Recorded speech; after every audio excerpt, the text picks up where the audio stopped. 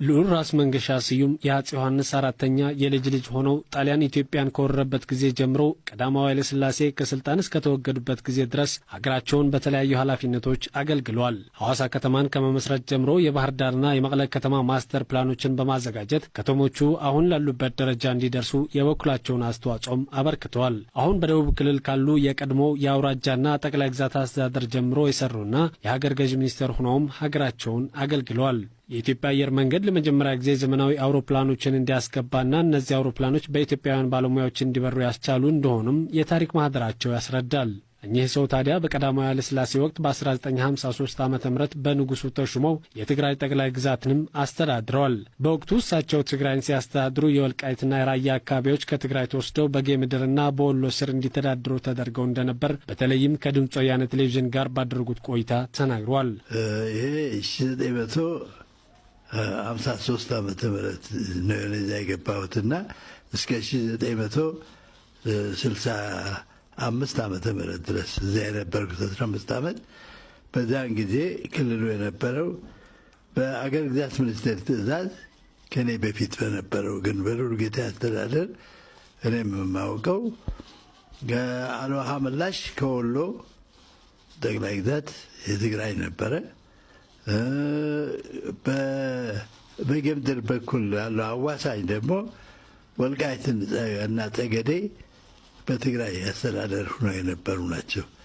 እነዚህ ሁለቱ በአገር ግዛት ሚኒስቴር ትዕዛዝ በ1948 ዓመተ ምህረትና በ1949 ዓመተ ምህረት ከወሎም ያው እስከ እንትን ድረስ ቆቦ ድረስ እንዲሆን በጌምድር የነበረው ደግሞ ተከዜ እንዲሆን የትግራይ ወሰን የሚል ትዕዛዝ የወጣው ከሀገር ግዛት ሚኒስቴር በእነዚህ 2 ዓመተ ምህረት ነው።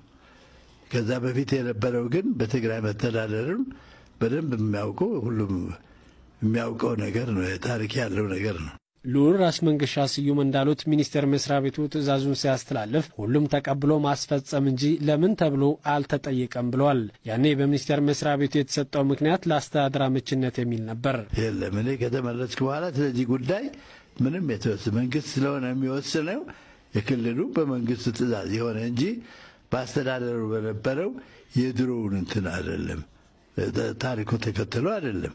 ትግራይን አባታቸው ራስ ስዩም እስከ አስተዳደሩበት ጊዜ ድረስ ወልቃይትና የራያ አላማጣ ቦታዎች አሁን ካሉበት ሰፋ ብለው በራያ በኩል እስከ አልዋሃ ምላሽ ድረስ እንደነበርም ያስታውሳሉ። በአባቴ ጊዜ የነበረው እስከ እነዚህ ዓመተ ምህረት 1948 እና 49 ዓመተ ምህረት በሁለቱ ዓመት ትዕዛዝ ብቻ በሀገር ግዛት ሚኒስቴር ትዕዛዝ ከትግራይ ጠቅላይ ግዛት ወደ ወሎም የሄደው ከአልዋሃ ምላሽ እስከ ቆቦ ድረስ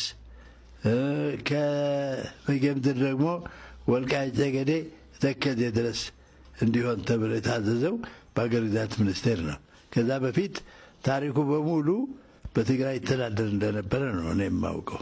ቦታዎቹ በታሪክም በትግራይ ስር የነበሩና ትግርኛ ተናጋሪ ህዝቦች የሚኖርበት መሆኑን ያነሱት ልዑል ራስ መንገሻ ኢህአዴግ ሲመጣም እነዛን ቦታዎች በአዲሱ አከላለሉ ውስጥ አካቶ ወደ ትግራይ እንዲመለሱ ነው ያደረገው ብለዋል። በየክልላቸው ከ24 ዓመት በላይ በሰላም ኖረዋል። አሁን አዲስ ነገር ተነስቶ እንደዚህ ያለ ግጭት ተነሳ የሚባለው ነገር በበኩላችን ማለት ምንም እናውቀው ነገር የለም። አሁን ላይ በሀገሪቱ እየታየ ያለው የወሰን ማስፋፋት ዘመቻ ሀገሪቱን አደጋ ላይ የሚጥል ነው ያሉት ልዑሉ ህዝቡ እንደ ከዚህ ቀደሙ እውነታን መሰረት አድርጎ ተቻችሎና ተከባብሮ መኖር እንዳለበት ተናግረዋል።